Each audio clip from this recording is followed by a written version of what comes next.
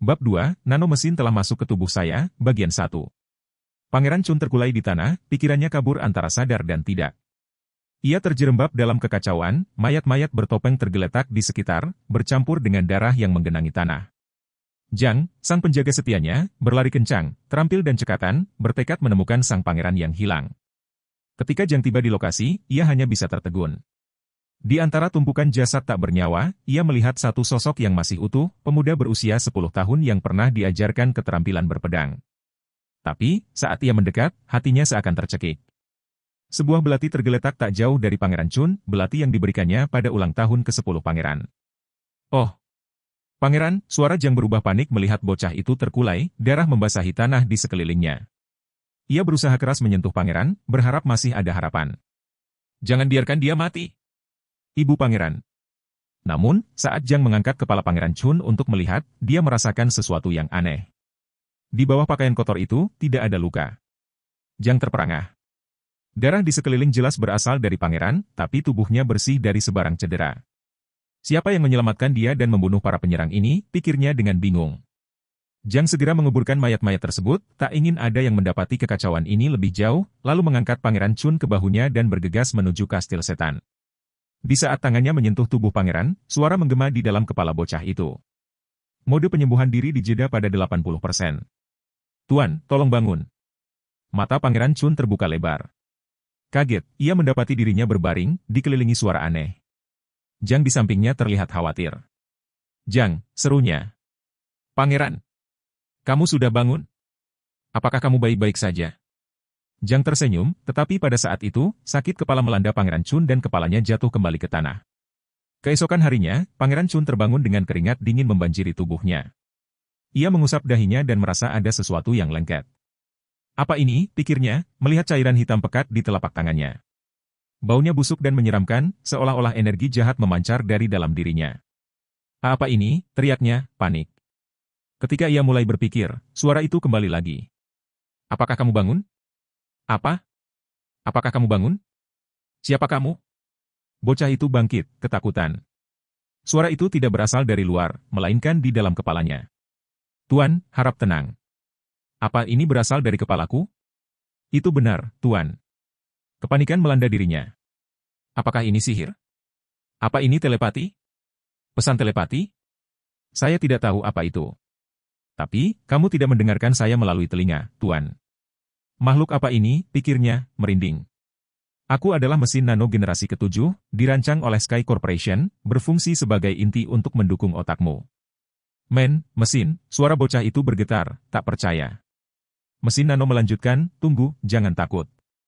Aku di sini untuk membantumu. Apa? Ini berlebihan. Bagaimana bisa? Pangeran Chun merasa seluruh dunia berputar. Ia berlutut, lemas, bersiap menerima kenyataan baru. Apakah kamu ini dewa jahat? Ragu terdengar dari suaranya. Aku bukan dewa jahat. Aku mesin nano yang ditugaskan untuk membantumu. Pangeran Chun tertegun. Pikiran dan rasa takut bercampur aduk. Aku berurusan dengan mesin, bukan dengan dewa? Lalu, apa yang diinginkan mesin ini dariku? Jadi, apa yang akan kau lakukan padaku? Tanyanya, dalam suara bergetar. Aku di sini untuk mengembangkan potensimu, Tuan. Bersiaplah untuk mengubah hajat hidupmu, dan bersiaplah menghadapi dunia yang tidak pernah kamu bayangkan sebelumnya. Dengan itu, perjalanan baru dimulai dan nasib Pangeran Chun diguncang oleh kekuatan yang tak terduga. Bab 3, Nano mesin telah masuk ke tubuh saya, bagian 2. Nama anak laki-laki itu adalah Chun Yaowun, penerus potensial yang terjebak dalam ketidakpastian. Sebagai anggota keluarga Chun, keluarga yang dikenal dengan kekuatan dan pengaruh tinggi di sekte iblis, posisinya seharusnya menjanjikan. Namun, Chun adalah putra seorang budak yang melayani di sisi Tuhan, bukan dari 6 keluarga utama yang mendominasi kekuasaan spiritual. Meskipun ia memiliki hak untuk naik tahta, kenyataan pahit itu adalah ia diinginkan karena garis keturunannya yang tidak biasa. Masyarakat sekte iblis berpendapat bahwa Tuhan sangat mencintai ibunya, Nyonya Hua, yang merupakan alasan di balik kemarahan istri-istri Tuhan yang lain. Selama 15 tahun hidupnya, Chun Yaowun terus-menerus menghadapi ancaman dan peluang yang brutal, terjebak dalam persaingan kejam untuk kekuasaan. Kini, setelah 7 hari berlalu dari upaya pembunuhan bertubi-tubi, ia justru mendekati momen penting, pendaftaran di Akademi Iblis, tempat di mana ia akhirnya bisa membuktikan diri dan bersiap menghadapi masa depannya. Apa kau menyelamatkan hidupku, Tuhan? Tanyanya dalam kebingungan, terbaring lemah di tanah. Suara dalam kepalanya menjawab dengan tenang. Jika itu berkaitan dengan musuh yang berusaha membunuhmu, maka tidak. Namun, jika kau berbicara tentang luka-luka setelah memasuki mode penyembuhan diri, maka ya. Mode penyembuhan diri? Chu Yaun gelagapan, berusaha memahami istilah yang belum pernah dia dengar sebelumnya. Mesin nano, menyadari kesulitan komunikasi, mulai mengalirkan informasi dasar ke dalam pikiran Chun. Mengirim informasi dasar ke otak guru. Mesin nano menjelajahi berbagai istilah hingga akhirnya menemukan kata-kata yang lebih sesuai dengan pemahaman bocah itu. Tuan, saya bukan dewa jahat yang kau bayangkan. Lalu, siapa kamu? Chun Yaun bertanya, rasa ingin tahunya mengalahkan ketakutannya. Saya di sini untuk membantumu dengan menyampaikan informasi yang penting dan manual tentang fungsi saya. Apakah kamu bersedia menerima informasi tersebut? Tanpa mengerti sepenuhnya, Yaun mengangguk. Seketika, sebuah video yang memungkinkan pikiran dan imajinasi berputar muncul dalam otaknya, memperlihatkan berbagai gambar dan penjelasan yang rumit. Namun, informasi yang meloncat begitu cepat membuatnya merasa pusing. Ia terpaksa berlutut dan memuntahkan isi perutnya. Ini adalah reaksi alami saat menerima informasi secara mendalam. Selanjutnya, kamu tidak akan merasakan pusing lagi. Setelah beberapa saat, Chun Yaun pulih dan membenahi posisinya. Ia kini memahami bahwa, meskipun pengalaman ini aneh, ia terhubung dengan mesin nano yang sangat canggih, terpasang dalam dirinya. Jadi, ada ribuan mesin di dalam tubuhku? Benar. Terdapat 6.482.040.000 unit nano yang kini tertanam di dalam tubuh Anda. Bocah itu merasa aneh dengan keberadaan mesin tersebut, tetapi saat ia merenung, seolah satu beban berat terangkat. Apa yang dihadapinya bukanlah dewa atau magia, melainkan sebuah mesin. Kalau begitu, jika aku mau, apakah kamu bisa keluar dari tubuhku? Chun bertanya.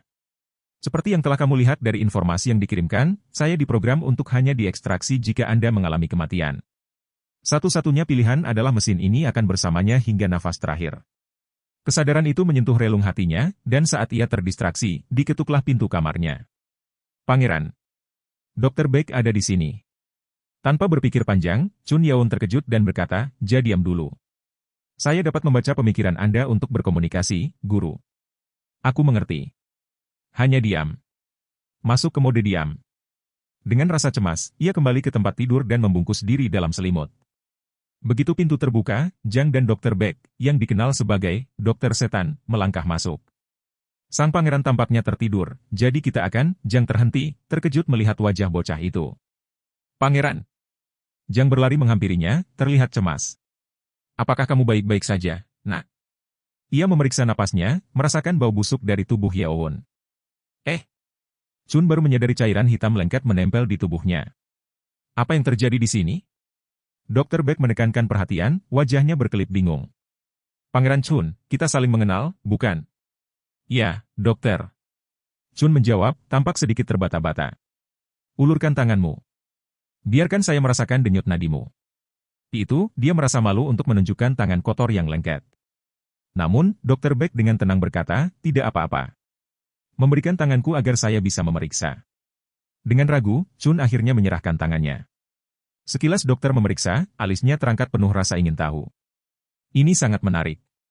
Ada apa, dokter? Apakah sesuatu terjadi pada pangeran? Zhang bertanya, raut cemas di wajahnya. Dr. Beck tersenyum sambil menggelengkan kepala, tidak ada yang perlu dikhawatirkan. Ini sebenarnya sesuatu yang luar biasa. Apa maksudmu? Tanya Chun bingung. Seluruh tubuhmu telah dibersihkan dari zat-zat kotor dan aliran energimu diaktifkan. Apakah kau mengkonsumsi obat atau semacamnya? Kata-kata dokter membuat jantung Yaun berdegup kencang. Jadi, cairan hitam itu adalah racun yang terperangkap dalam tubuhku? Betul, Tuan. Ini adalah hasil dari proses penyembuhan yang saya lakukan. Chun Yaun terbenam dalam realitas baru, tugas dan pelatihan yang akan mendatanginya tampak lebih dekat dari sebelumnya, dan kemungkinan untuk mengubah nasibnya terbuka lebar. Jadi, aku sekarang memiliki tubuh yang sempurna untuk belajar seni bela diri? Suaranya bergetar, tetapi kali ini bukan dari ketakutan. Ya, Tuan. Mari kita mulai perjalananmu. Dengan keyakinan baru dan harapan menghampiri, Chun Yaun tersenyum untuk pertama kalinya. Dunia yang menantinya telah berubah selamanya.